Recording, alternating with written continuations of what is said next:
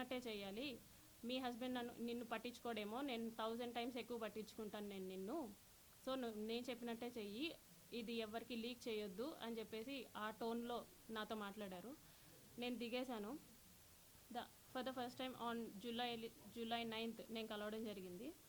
దాని తర్వాత ఒక 2 days గ్యాప్ ఇచ్చి మళ్ళీ స్టార్ట్ చేశారు, కలుద్దాం, మీట్ అవుదాం అని చెప్పేసి ఈ type of messages, video calls ఆయన కంటిన్యూస్లీ వీడియో కాల్స్ నాతో చేసేవాళ్ళు. ఆయన ఏం చేసినా సరే నేను అతనితోనే ఉండాలి అనుకునేవాళ్ళు అనమాట. ఈవెన్ తింటున్నా, వాళ్ళ పీపుల్స్తో మాట్లాడినా, స్నానం చేసినా, రెడీ అవుతున్నా నేను అతనితోనే ఉండాలి అని ఒక మరి శాడిజమో ఏమంటారో నాకు తెలీదు, తను అలా కోరుకునేవాడు అనమాట. ఏమన్నా అంటే నీకు ఒక బాబు ఉన్నాడు, నువ్వు అది గుర్తుపెట్టుకో, నువ్వు అది మర్చిపోతున్నావు, నీకు ఒక బాబు ఉన్నాడు, నువ్వు మాత్రమే ఉన్నావు, అది మాత్రం గుర్తుపెట్టుకో అనేసి అనేవాడు. నిజమే, నాకు పేరెంట్స్ లేరు, నాకు మమ్మీ డాడీ ఇద్దరు లేరు. మా ఫాదర్ జాబ్ వచ్చింది నాకు.